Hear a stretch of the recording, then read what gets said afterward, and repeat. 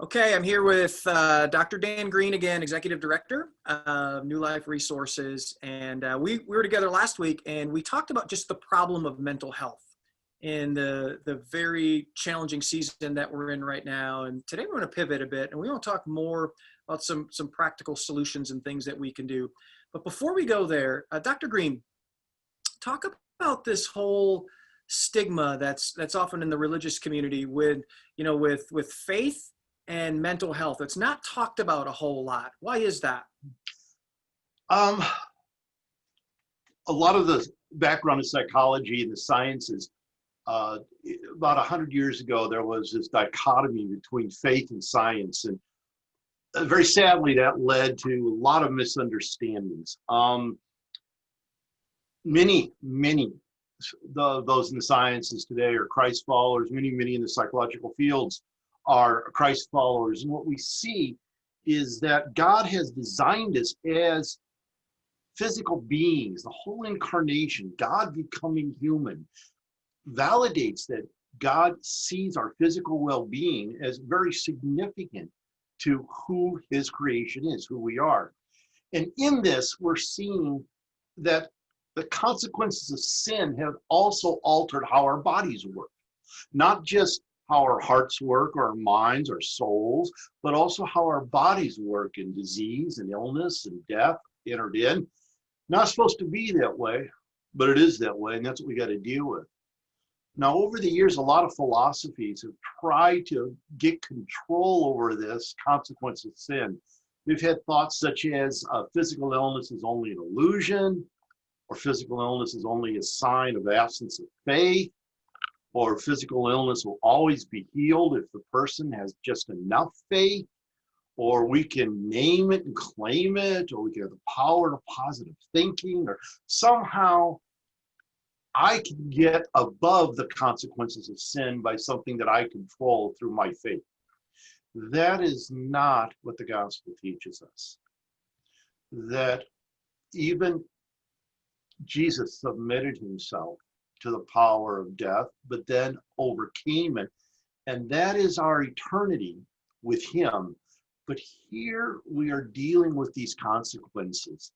And as we see,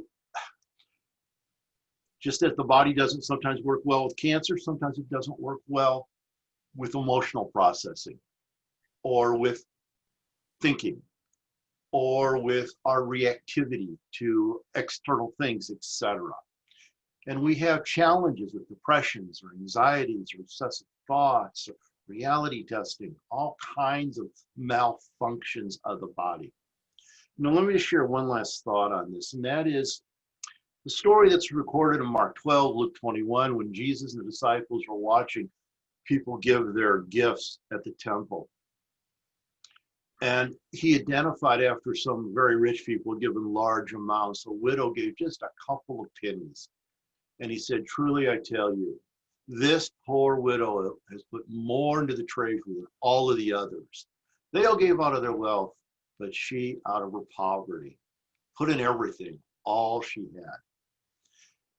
And this is what I see the faith of the one who's struggling, how sweet that is to the Lord. The one who's struggling may only be able to just cry out, help. That is a huge amount of faith that the Lord finds very sweet and precious, and responds to that person's call. Oh, that's great stuff. Like I said, I've talked to a lot of people who are dealing with mental health issues and have been obviously heightened during this time. And their first reaction is, something wrong with me. Do I lack faith? And the reality is, and what you're saying is, no, it's part of living in a broken world. It is. That's right. And we live with that. Yeah, that's great. Now let's change to solutions. What are some of the things that we can do to practical things that we can do to just comfort ourselves during this time? Mm-hmm. Well, almost all of us want our life to get better by our external circumstances changing. And we have so little influence on so many things that impact us. I'll often say, well, this impacts me. It's not about me. I'm going to need to be realistic about what's going on. What am I actually facing? What am I confronting? What are the threats? What are the resources? I need to be real about what's going on. Now, as I do that, I'm very, very much in need, as Proverbs says, as iron sharpens iron. I need others to come alongside and process this with. I'm not designed to do this alone. So I do need to reach out to others and be in relationship with them, connecting on things that are important in my life, in their life, to know and be known. We need that connecting. I need to be able to identify this truth, but I need to be able to hold on to it. You know, Paul writes, "I'm content in all things." We're told that there's a peace that passes understanding. We're told that there's no condemnation for those in Christ Jesus, that God will never leave us or forsake us. Practically, I need to figure out what's real. What am I going to hold on while I'm challenged by all these things I can't change the way I wish I could? I can't make the way they ought to be. I'm also going to need to be able to calm my body. I'm going to need to find ways to bring my body's agitation, arousal down. For many, physical exercise is really helpful here. I have started walking regularly, and I'm finding that brings a sense of inner calm that if I just sit or if I just fret is not going to happen. We're designed physically that walking or other exercise can help. Deep breathing, relaxation exercises, meditating on that which is good and pure. Those things help calm the body. You know, we also need to lament. Part of being real is sharing with God the reality that we're really in, letting him know, like the psalmist does so frequently, this is what I'm facing, this is what it's like to be me. But part of the lamenting, the sharing of the pain and the fear and the angst, is also to receive God's presence with me, to be quiet and allow him to be with me, to receive that. You know, let me just mention one other thing real quick. Limit our exposure to news, limit our exposure to talking heads.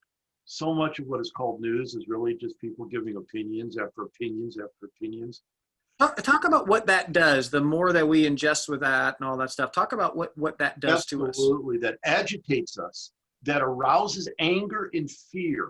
Now that prompts us to feel like we have more control, but it actually is increasing our anxiety and contributing to depression. There's clear data that the more people are on social media and more people that are watching news, they're also demonstrating greater anxieties and depressions. You know, Philippians 4:8 talks about this, about the need and the rightness of whatever, focusing on whatever is true, whatever is noble, whatever is right, whatever is pure, whatever is lovely, whatever is admirable, if anything is excellent, praiseworthy. Think about such things.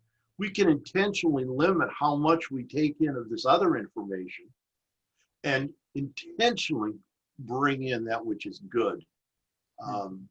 That will certainly help us cope better. That's really great. Limiting the news and social media exposure has been so helpful for me. I know you told me to do that. It's been so helpful. Well, listen, Dr. Green, thanks again for your time. So we're going to spend a couple more weeks with Dr. Green. Next week, we're going to get together and we're actually going to talk about a topic that all of us are experiencing right now, that most of us don't even realize it.